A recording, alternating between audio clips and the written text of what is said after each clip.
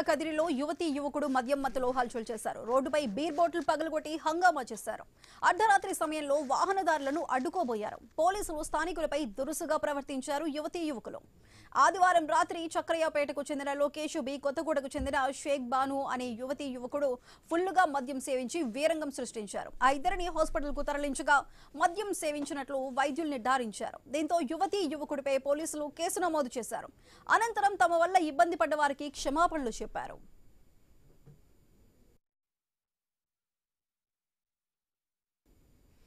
తాగడం వల్ల ఇలా సార్ వాళ్ళతో బ్యాడ్గా మాట్లాడినాము. అట్లే బయట ఉన్న వాళ్ళందరికీ సొసైటీ అక్కడ వాళ్ళకి కూడా మేము బ్యాడ్గా మాట్లాడినందుకు సారీ మేము చెప్తున్నాం. మేము చేసింది కూడా తప్పు, నెక్స్ట్ టైం ఇలా చెయ్యము. మేము నైట్ ఇలా తాగడం వల్ల ఇలా సార్ వాళ్ళతో బ్యాడ్గా మాట్లాడినాము. అట్లే బయట ఉన్న వాళ్ళందరికీ సొసైటీ అక్కడ వాళ్ళకి కూడా మేము బ్యాడ్గా మాట్లాడినందుకు సారీ మేము చెప్తున్నాం. మేము చేసింది కూడా తప్పు, నెక్స్ట్ టైం ఇలా చెయ్యము. మేము నైట్ ఇలా తాగడం వల్ల ఇలా సార్ వాళ్ళతో బ్యాడ్గా మాట్లాడినాము.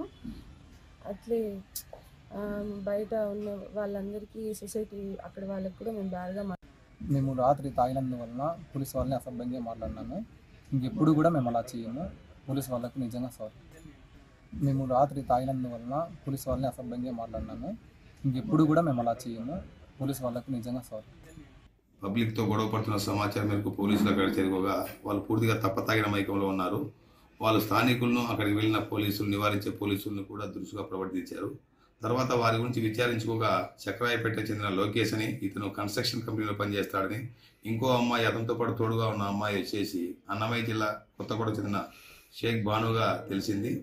వారి యొక్క అల్లరిని కంట్రోల్ చేసేందుకు తర్వాత మా సిబ్బందితో పాటు వాళ్ళని గవర్నమెంట్ హాస్పిటల్కి తీసుకెళ్లడం జరిగింది.